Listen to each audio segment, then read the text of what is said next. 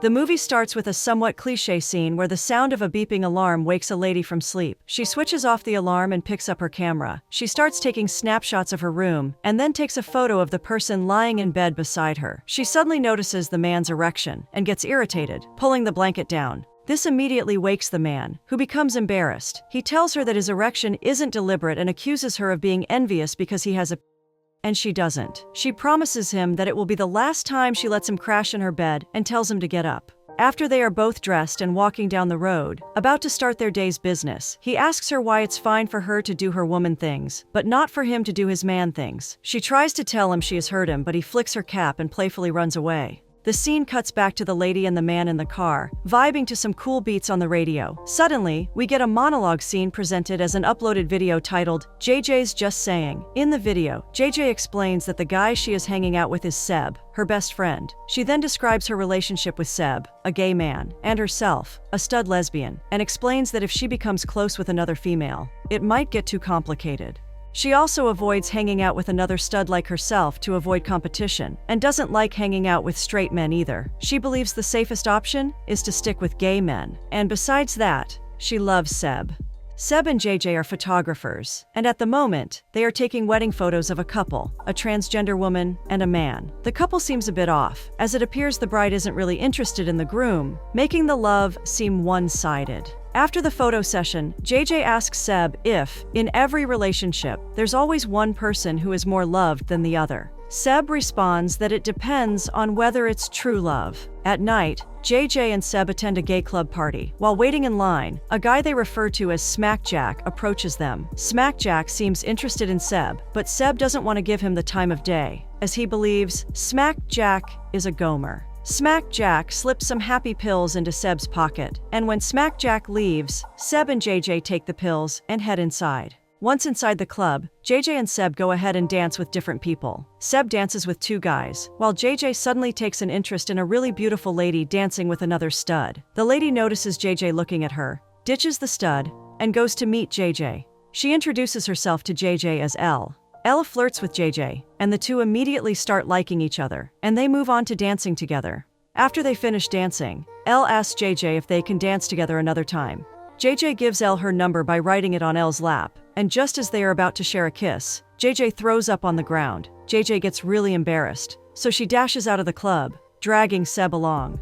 Outside the club, Seb massages JJ's back. JJ worries that she has embarrassed herself in front of Elle, but Seb assures her that Elle will definitely call her back. Seb promises to beat up Smackjack the next time he sees him, because he believes the pills Smackjack gave them are what made JJ sick. However, JJ assures him that it could have been anything, and not necessarily the pills. Seb asks her to come back inside the club and finish what she started, but she tells him she isn't feeling it. Seb heads back in by himself. A few moments after Seb goes in, JJ sees Ella and the other stud come outside. Ella and the stud share a kiss, unaware that JJ is watching them. After the kiss, Ella gets into a taxi and leaves. The next morning, JJ and Seb are on the street discussing their need for a new reflector when some street guys come to cause trouble. Seb tries to go after them, but JJ convinces him against it, telling him to only go for fights he knows he can win. JJ and Seb go for a photography gig at a nighttime wedding ceremony. Seb once again tells JJ he needs a reflector, and JJ says she will get him one. The drunken bride intentionally pours wine on JJ, while pretending it was a mistake. Afterwards, she tries to seduce JJ, but JJ excuses herself.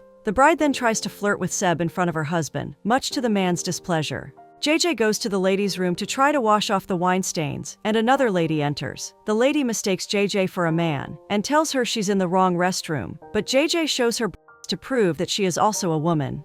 It turns out Ella, the beautiful lady from the club, is also at the party. The bride goes to the restroom and continues trying to seduce JJ, but JJ tells her it's not a good idea to do that at her own party. Immediately after the bride leaves the restroom, Ella enters. JJ is excited to see Elle, but Elle looks annoyed. JJ asks Elle if she lost her number, but Ella says she's just been busy. Not wanting to seem needy, JJ says she has also been busy. Ella gets jealous and tells JJ that she's been busy with her endless admirers, and adds that she saw how the bride was all over her. Ella complains about butches being all the same, always liking straight women too, but JJ retorts that femmes are the ones always playing hard to get. Ella writes her number on JJ's shirt and kisses her before leaving. The next morning, JJ confesses to Seb that she met Elle at the party. Seb tries to discourage her from getting too close to Elle, but JJ doesn't listen and decides to place a phone call to Elle. JJ asks Elle when she is available to meet up, and Elle says that she can come that day. JJ schedules the date and tells her she'll be there in 30 minutes. We are introduced to another online video monologue from JJ discussing the sizes of and asking her viewers why manufacturers only make large when some women actually need smaller ones. We return to the main storyline, and JJ meets up with Ella at a park. From there, they move to Elle's apartment, where Elle makes several attempts to get JJ to make love to her, but JJ turns her down each time. We cut to another monologue of JJ telling her viewers that there are different categories of lesbians with different carnal appetites, and that there is no manual for perfect lesbian lovemaking. LA tries one last time to get JJ to make love to her by dancing seductively in front of her. It seems to be working, and the two start making out and smooching. But before it can go any further, JJ receives a call from Seb. JJ remembers that she left him alone in her flat, and he probably wants to go home, so he needs her to come back. Ella suggests that she tell him to leave the keys in her letterbox, but JJ says she doesn't have a spare in case they get lost. Ella tries to convince JJ not to go, but JJ kisses her and says goodbye. On her way home, JJ is attacked by the guys from earlier. They make fun of her for being a lesbian and punch her in the face, but she gets saved after she punches one of them and runs into a hair salon run by two Africans. The Africans stop the guys from going after her and kick them out of their salon, warning them not to get close to her again. The lady from the salon volunteers to walk JJ back home, but she says she's fine. After JJ leaves the salon, the boys follow her and find out where she lives. They threaten to come after her the next day, now that they know where she lives. Seb gets worried after JJ returns, seeing her bloodied face. He suggests that they call the cops and go to grab a handkerchief to dab her face with. A few moments later, Elle calls JJ, asking if she's gotten home, and JJ explains to her that she got attacked. Elle gets worried and asks if she could come over. JJ initially tries to persuade Elle not to bother, but she later changes her mind and tells Elle to come over. Seb tries to leave, seeing that JJ doesn't need him anymore, but JJ pleads with him to stay over too. Elle comes over and is horrified by what happened to JJ. She asks why they haven't reported it to the police yet, but Seb argues it wouldn't matter because the police are and wouldn't want to do anything about it. Ella believes that they have to try still, or else nothing will change, but says that JJ wouldn't want to get into that drama. One morning, JJ wakes up to find Elle sleeping beside her. She picks up her camera and takes photos of Elle. The camera's shutter sound wakes Elle, and the two begin to play and make out with each other until they are interrupted by Seb, who comes in to ask JJ if they are still planning to grab breakfast. Ella becomes irritated by Seb's presence and asks to speak to JJ alone, as Seb excuses them and leaves the flat. Ella asks JJ why she didn't just send him away. JJ reminds her that they had already arranged to meet. Ella says she has changed her mind and no longer wants a third party in their relationship.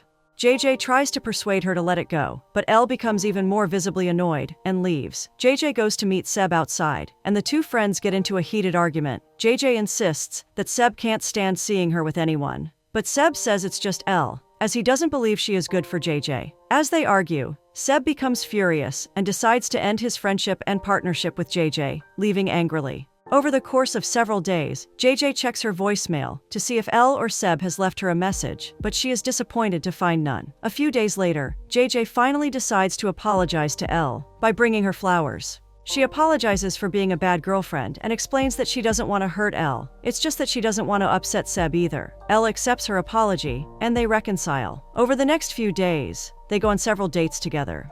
JJ attends a studio photoshoot session for some clients recommended to her by Layla, the bride who had tried to make love to her at her wedding ceremony. Smack Jack, who is also present there, asks JJ where Seb is, and JJ brushes off the question with a vague answer that he is not there. JJ asks the client to wait for her while she goes to pick up the reflector from her car. As JJ retrieves it, she receives an unexpected visit from Seb, who wants to reconcile. They hug and become friends again.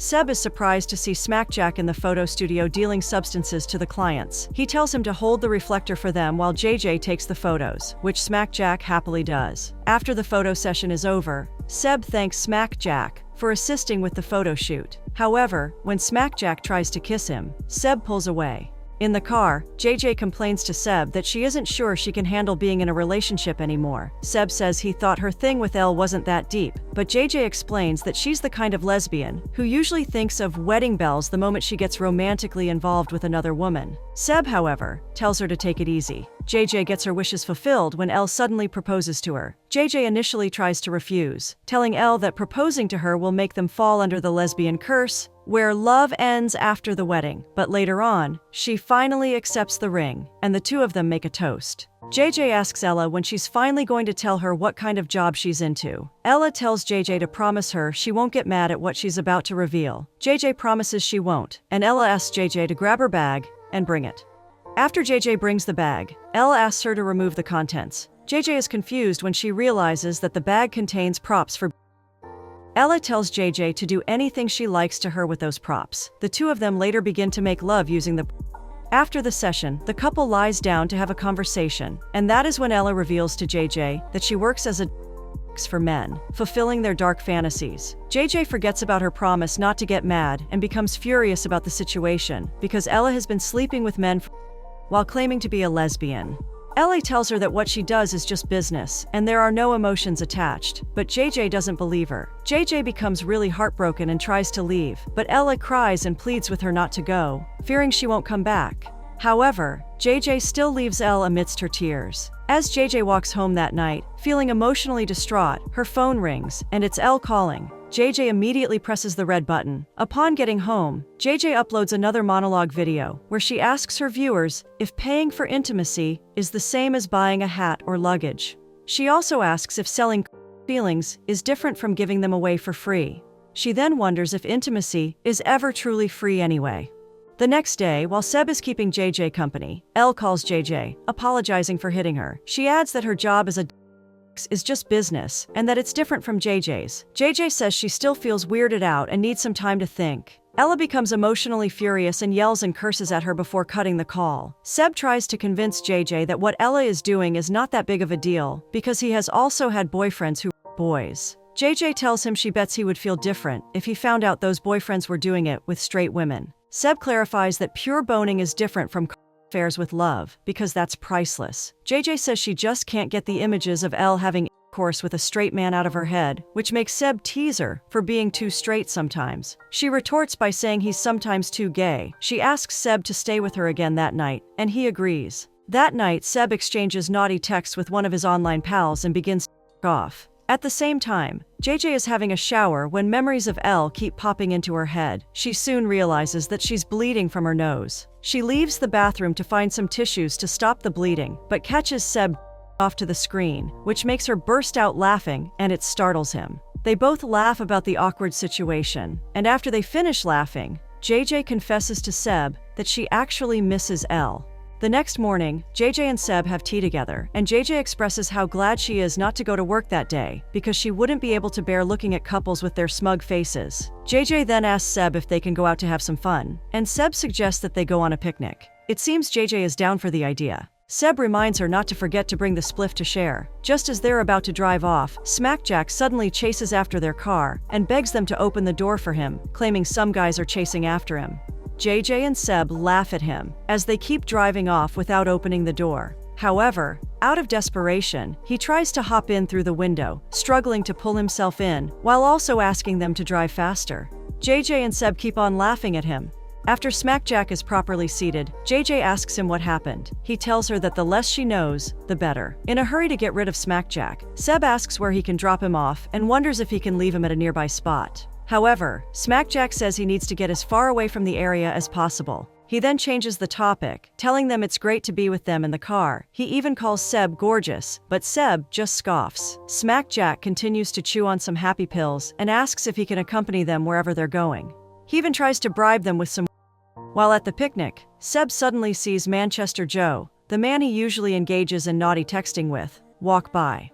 Seb is elated, especially when Manchester Joe signals him to come over. Seb leaves the group to meet Manchester Joe, and the two of them go further into the field alone. Seb is shown giving Manchester Joe a while JJ and Smackjack constantly check the time, waiting for him to return. After getting tired of waiting, JJ and Smackjack open some wine and begin to drink. JJ comments that Seb and Manchester Joe must be having a great time, but Smackjack, who is obviously heartbroken, pleads with her not to talk about it as it hurts him. He adds that he won't give up on trying to date Seb, but JJ tells him that he isn't exactly Seb's type. Smackjack has a different view, wondering what exactly a type is, as people aren't commodities to be wrapped up and sold like illegal substances. After Seb finishes pleasing Manchester Joe, he gets ready for his turn. Manchester Joe suddenly grabs him violently by the collar, denying that he is gay. He throws Seb to the ground, kicks him several times in the gut, and then leaves. JJ and Smackjack get worried when they see Seb coming back, limping and groaning in pain. They both rush to him and rest him on the floor. They ask him what happened, and Seb tells them that Manchester Joe isn't even from Manchester. Smackjack offers Seb some pills, and JJ asks him what he's doing, so Smackjack tells her the pills are just like ibuprofen. Smackjack then mentions that his real name isn't even Smackjack or Jack. Seb asks him what his real name is, and he tells them it's Tristan Peregrander Mortimer. JJ teases him that it sounds posh, but Smackjack tells her his friends call him Perry. Seb then mentions that his name is Sebastian Clune. They share a handshake, and it seems Seb is starting to warm up to Smackjack. Smackjack mentions that he is an English and drama major, and Seb asks him to read some Shakespeare. Smackjack reads them a piece from Sonnet number 35, and explains that Shakespeare wrote the piece to a man who didn't even love him. He mentions how tragic it is, and says that if he had a lover, he would treat him right. JJ grabs her camera and takes a photo of Seb and Smackjack. We return to JJ's monologue, where she expresses her annoyance that Shakespeare might have been but hid in the closet. She then asks her fans if they would date someone who is still hiding in the closet. JJ goes to Elle's street to try to talk to her, but hides when she sees Elle kissing the stud from the club. Later on, JJ and Seb go to their next photography gig for a lesbian couple named Linda and Sam, who have decided to get married after 25 years of dating. Suddenly, another woman comes in and kisses Linda, followed by a man who kisses Sam.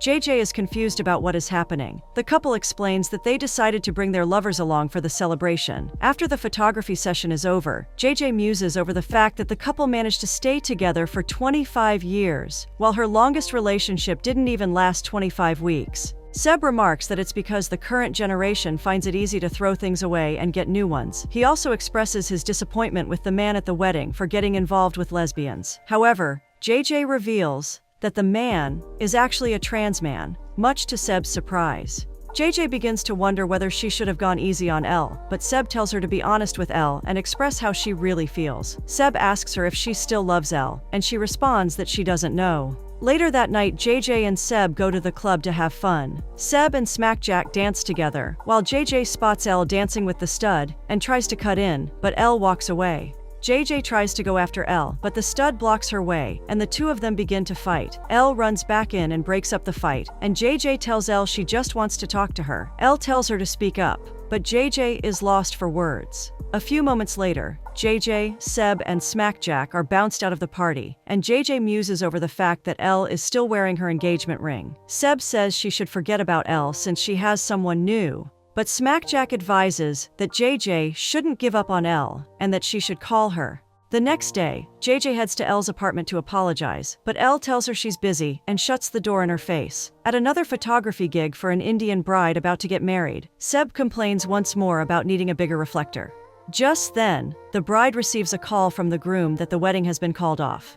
The bride begins to cry, and JJ prepares to leave, reminding the bride that she still has to pay the cancellation fee. The bride tells JJ that she isn't canceling, and that she still wants the photos as a reminder never to fall in love again. As JJ and Seb go to have coffee together, JJ mentions that the events she's encountered while continuously doing photography are making her jaded about love. However, Seb feels differently, and says he still dreams of a big white wedding. His dreams are fulfilled a few moments later when Smackjack comes over and surprisingly proposes to him. Seb and Smackjack then urge JJ to call Elle. JJ tries to call Elle, but she doesn't pick up. However, JJ leaves her a message telling her to meet up where they first met. The next day, JJ waits for Elle at the park, where they had their first date, but Ella takes too long to show up. JJ feels frustrated about being stood up and throws the bouquet she's holding onto the ground. However, JJ doesn't know that Elle is actually rushing to come over, and even breaks her heels in the process. Elle finally arrives at the park, and JJ is overjoyed to see her. The two of them have an emotional moment and kiss. Later on, Elle tells JJ that she misses her, but JJ says that it didn't seem that way from her point of view. Ella explains that the stud is just her booty call, and they help each other out, but she isn't emotionally tied to her. JJ then puts Ellie's ring back on her finger, and they both agree to take their relationship slow this time around. The scene cuts to Seb and Smack Jack's wedding ceremony, where they all share a happy moment together while taking photos. In the next scene, JJ delivers her final monologue, asking her viewers if they know what true love is, and the different ways it feels. She ends the video by asking her viewers if they have found true love yet.